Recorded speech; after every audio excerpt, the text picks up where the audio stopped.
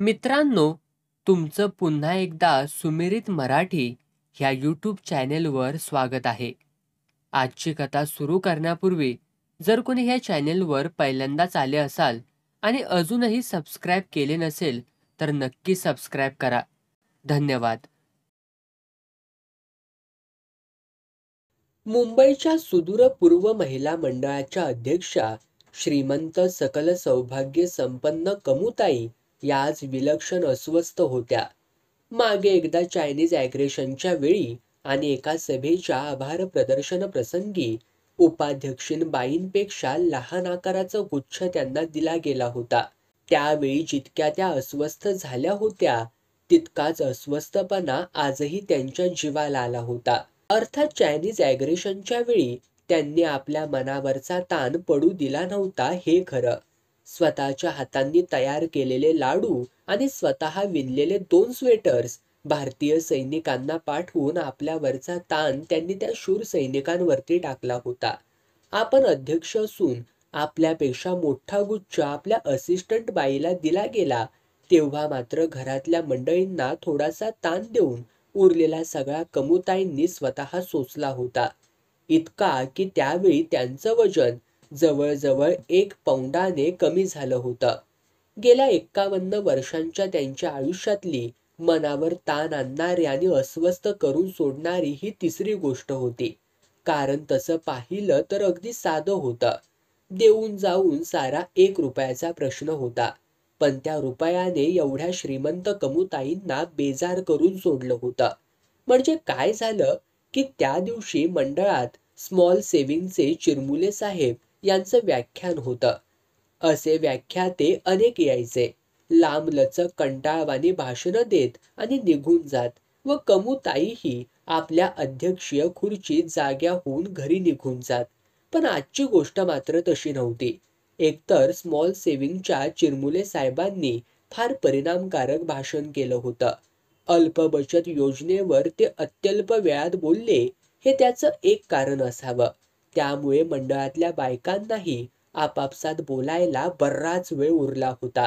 भारताच्या दारिद्र्याचं त्यांनी नेमक्या शब्दातच पण फार हृदयद्रावक चित्र रंगवलं होतं आणि मोठ्या प्रमाणावरती अल्पबचत झाली नाही तर आपल्यावर अधिकच गंभीर प्रसंग ओढवेल असं त्यांनी बजावलं देखील होतं.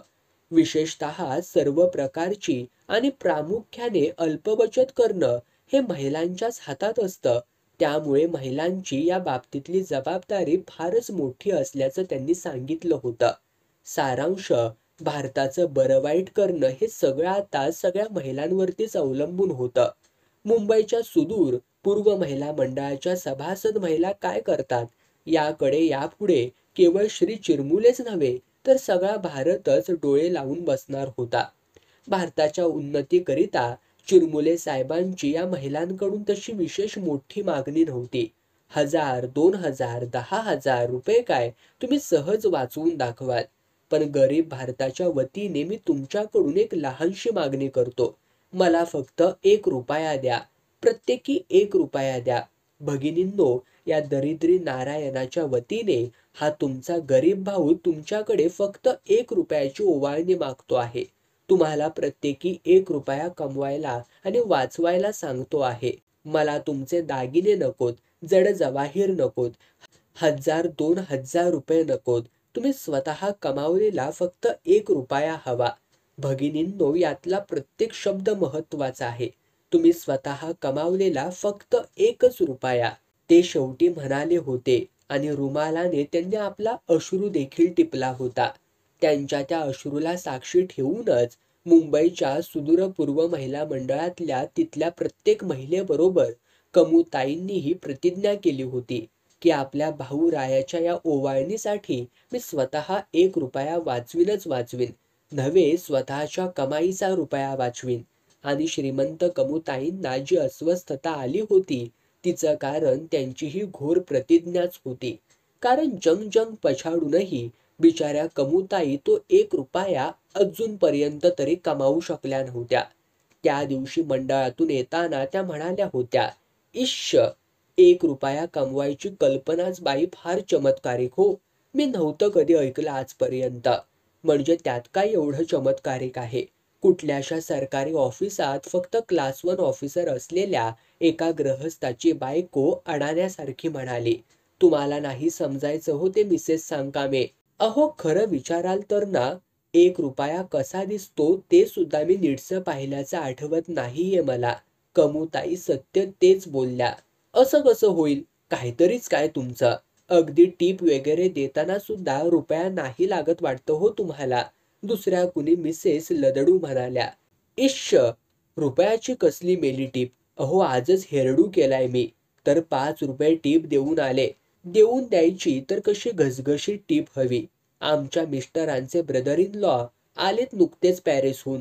ते सांगत होते की तिकडे हॉटेलात बिलापेक्षा टीपच जास्त असते म्हणे. कमूताई बोलल्या. ओ, हेरडूला तुम्ही फक्त 5 रुपयेच दिलेत? कमूताई शोभत नाही हो तुम्हाला. अहो मी कालच 25 रुपये देऊन आले. 5 रुपीजमध्ये कसली आले हो हेअरस्टाईल. नुसता आंबाडा बांधून ठेवला असेल झालं. मिसेस सोनटक्क्यांनी कमूताईंवर छुपा हल्ला चढवला. सारांश काय की त्या दिवशी रुपया कसा असतो किंवा तो कसा कमवायचा हे कमूताईंना कळलंच नाही. उलट 25 रुपये घेत नसशील तर केसाला धक्का लावू देणार नाही, असं पुढच्या वेळी हेअर स्टायलिस्टला बजावण्याविषयी त्यांना मनात निश्चय करावा लागला. रात्री डिनरच्या वेळी कमूताईंनी रुपया कमावण्याची कल्पना बोलून दाखवली. तेव्हा त्यांचे यजमान सुप्रसिद्ध उद्योगपती बबनराव हे तर सगळे मॅनर सोडून खो खो हसायला लागले. टेबलाभोवती बसलेली सगळी मंडळी या अभूतपूर्व प्रकाराने चकित होऊन डॅडींकडे पाहतच राहिली. थुलू थुलू हलणारं पोट एका हाताने दाबून ठेवत आणि हसून हसून डोळ्याला आलेलं पाणी दुसऱ्या हातातल्या नॅपकिनने टिपून टाकत अखेरीस सु-उ-प बबनराव उर्फ डॅडी म्हणाले, अरे बेब्या, what a joke. Your mummy is going to earn and save a rupee. A whole blessed rupee. 100 नये पैसे. अरे this is a great one बुवा. हसून हसून मेलो बुवा आम्ही अगदी. पण सुदैवाने त्या दिवशी त्यांनी आपल्या जीवाचं बरं वाईट करून घेतलं नाही. एवढंच नव्हे तर आपण इतके का हसत होतो हेही त्यांनी सर्वांना सांगून टाकलं. मम्मी ही स्वभावाने इतकी खर्चिक आहे की ती 1 रुपया सुद्धा कधीही सेव्ह करू शकणार नाही, असं त्यांना ठामपणे वाटत होतं. आणि दुसरं म्हणजे मम्मी स्वतःचा 1 रुपया सुद्धा कधी सेव्ह करू शकणार नव्हती, कारण स्वतःचा असा वेगळा रुपया ती आणणार तरी कुठून. डॅडींनी हे दुसरंही वाक्य अगदी चेष्टेच्या सुरात म्हटलं होतं हे खरं, पण कमूताईंच्या ते अगदी जिव्हारी लागलं होतं. इतकं की डिनर नंतरची स्वीट डिश त्यांनी फक्त एकदाच खाल्ली. नेहमीप्रमाणे दुसऱ्यांदा घेऊन ती खाताना तिचा घास त्यांच्या घशाखाली उतरेच ना. डॅडींचं म्हणणं मम्मी खरं म्हणजे कधीच मनावरती घेत नसत. त्याचप्रमाणे त्यांनी हे त्यांचं बोलणं उडवून लावलं असतं. पण खेदाची गोष्ट म्हणजे 1-2 दिवसातच ती बातमी पेपरात प्रसिद्ध झाली आणि कमूताई चांगल्याच हादरल्या देखील. आपण 1 रुपया कसा कमावला याबद्दल त्यांच्या क्लबातल्या एका बाईची मुलाखतच पेपरात आली होती.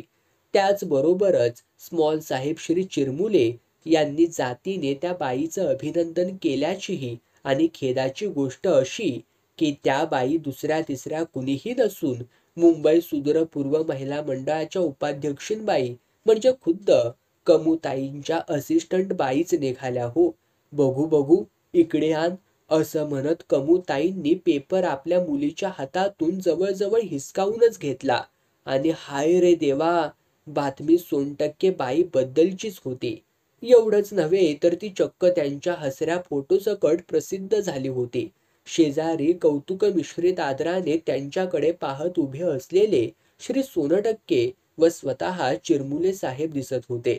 कुठल्याशा बायकांच्या मासिकात बोबडे बोल या सदरात 7-8 ओळींची गोष्ट लिहून सोनटक्के बाईंनी 1 रुपयाची कमाई केली होती आणि चिरमुल्यांसकट सर्वांना चकित करून सोडलं होतं. ती गोष्ट सुद्धा पेपरात छापून आली होती.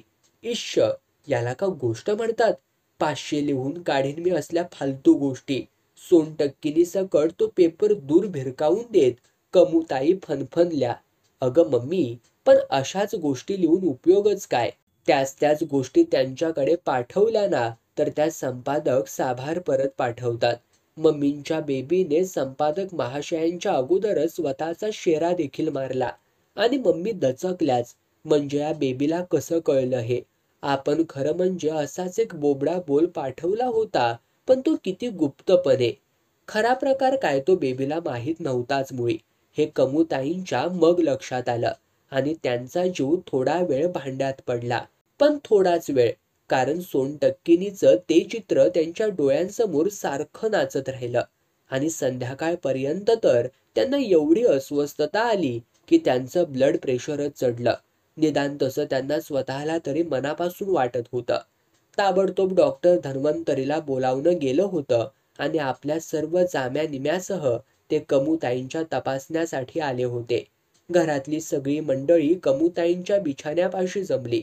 डॉक्टरांनी नेहमीच्या गंभीरपणे थर्मामीटर, स्टेथोस्कोप, बॅटरी, हातोडा इत्यादी षोडशोपचारांनी कमूताईंना तपासलं. त्यांचं ब्लड प्रेशर सुद्धा घेतलं. मग साबणाने हात धुवून, बेबीने पुढे केलेल्या नॅपकिनला हात पुसून, पण काहीही न बोलता ते नुसतेच उभे राहिले.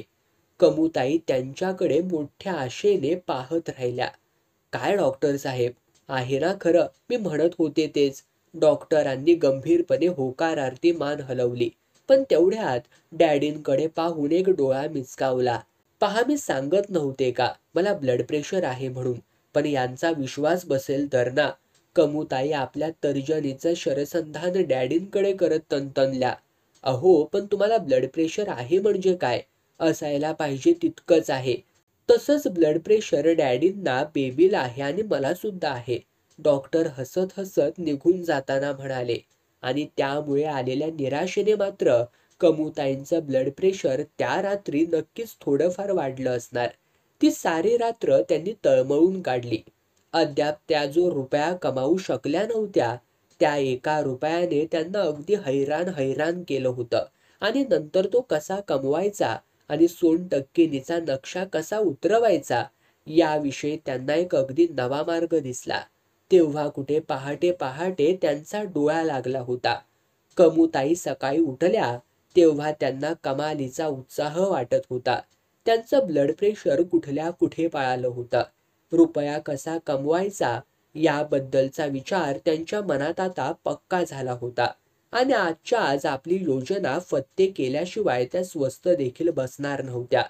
बबनराव ऑफिसात आणि मुलं कॉलेजात जाईपर्यंत त्यांनी कसाबसा धीर धरला.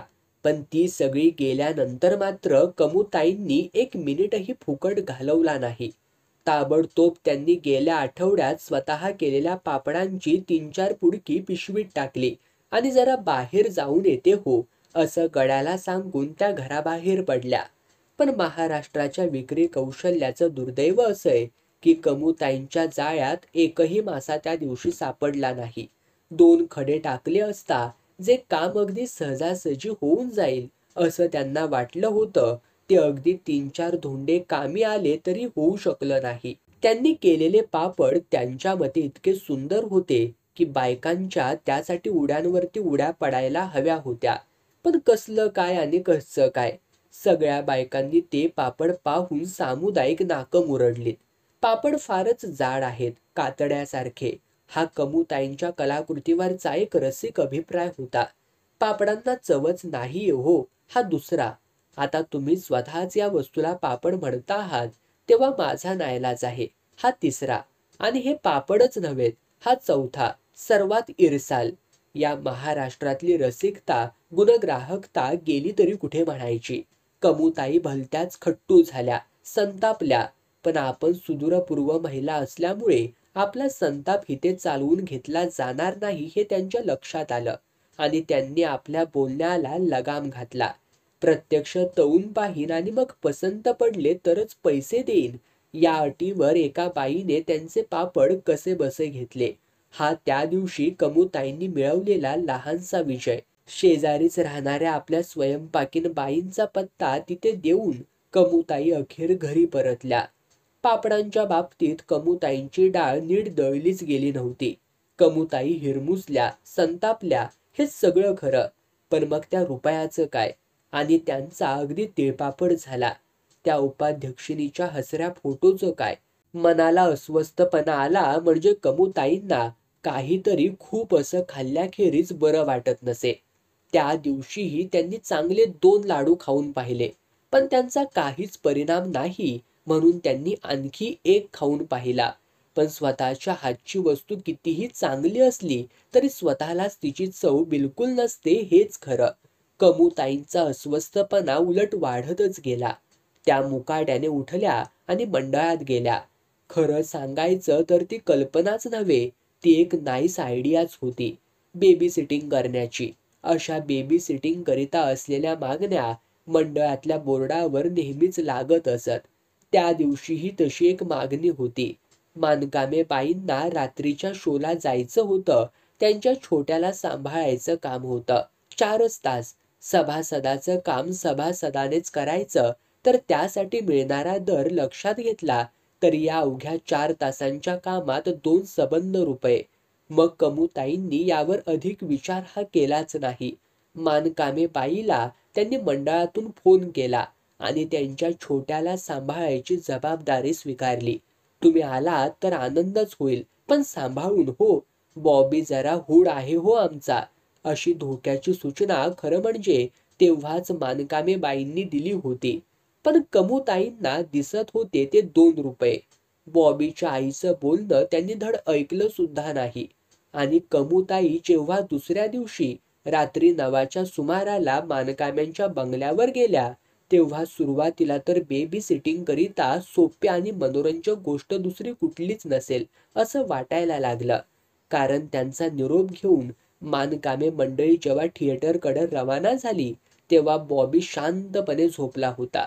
त्यामुळे बाहेरचं दार लावून घेतल्यानंतर कमूताईंनी थोडा वेळ कसलंसं ज्ञान आणि रंजन एकसमयावेच्छेद करून देणारं मासिक वाचलं. आणि त्यामुळे बाहेरचं दार लावून घेतल्यानंतर कमूताईंनी थोडा वेळ कसलंसं ज्ञान आणि रंजन एकसमयावेच्छेदे करून देणारं मासिक वाचलं.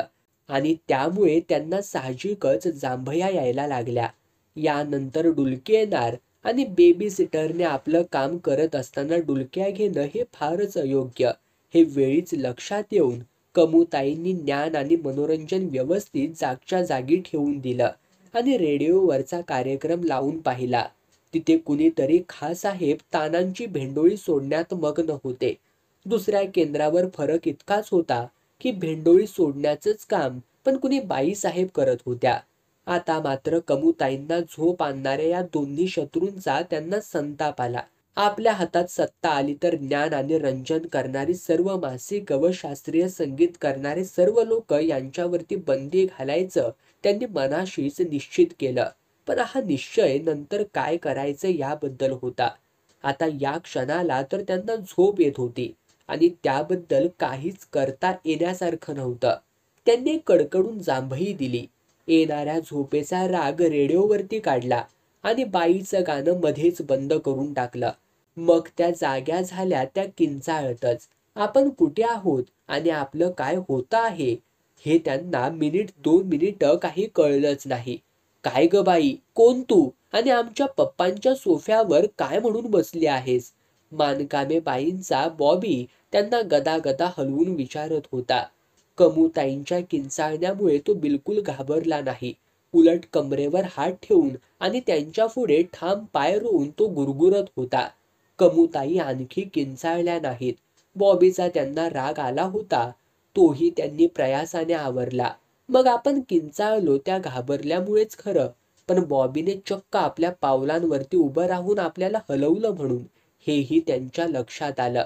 हळूच बॉबीला पावलांवरून दूर करत त्या म्हणाल्या, असं म्हणायचं का आपल्या आंटीला? मोठ्या माणसाला अहो जाऊ म्हणावं बाळा.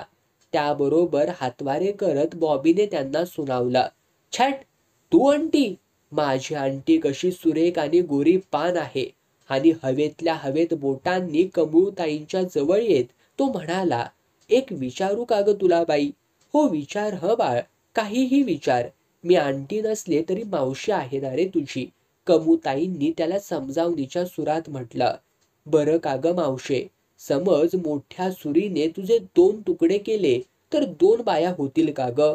अगं आई ग, कमूताईंच्या अंगावर बॉबीचं ते बोलणं ऐकून सर्कन काटा आला. काय हे बोलणं रे तुझं?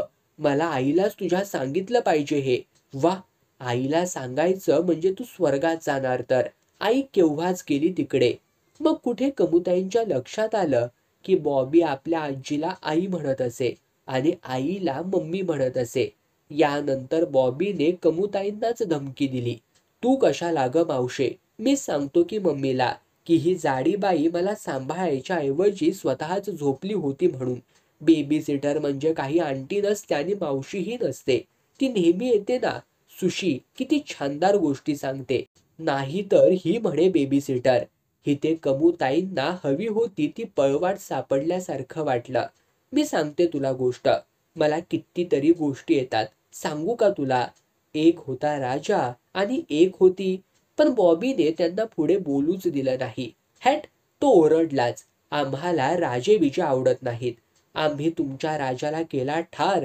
आम्हाला फॅन्टम पाहिजे किंवा वेताळ चालेल. बरं, फॅन्टम तर फॅन्टम. एक फॅन्टम होता बरं का, आणि त्याला एक राणी. बंडल, एकदम बंडल. फॅन्टमला बायकोच नसते. बंडल मारतेस तू बंडल. गोष्ट बिष्ट काही एक येत नाही तुला. बॉबी ओरडला आणि मग बोलणंच खुंटलं. खरं म्हणजे काही करणंच खुंटलं. कारण रात्रीचे 10-10:30 काय ते वाजले होते. आत्ताच कुठे बॉबी उठला होता म्हणजे त्याची सकाळ झाली होती. साहजिकच त्याला कुणीतरी खेळायला हवं होतं आणि कमूताई या कामात अगदी कुचकामी निघाल्या. कॅरम खेळायला बॉबी जेमतेम तयार झाला. पण त्याने कमूताईंना सरळ गेम दिली. मग त्याने सोंगट्याही फेकून दिल्या आणि तो ओरडला, हुडूत, आपण कॅरम नाही खेळणार. मग काय करायचं बाबा आता? कमूताई आता जाम वैतागल्या होत्या. बॉक्सिंग करूयात. मला आवडतं बुवा बॉक्सिंग फार. ठेक, असं तो म्हणता म्हणताच इकडे कमूताई कोसळल्या होत्या.